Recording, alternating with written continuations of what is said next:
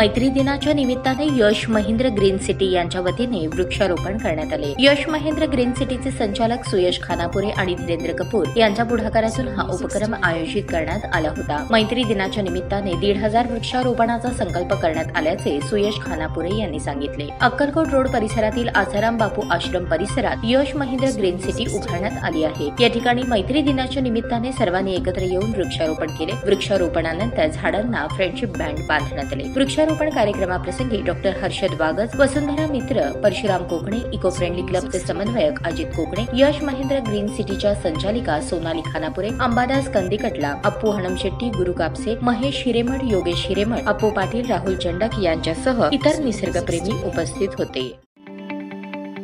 ताज्या बातम्या पाहण्यासाठी प्राईम महाराष्ट्र न्यूज चॅनलला सबस्क्राईब करा।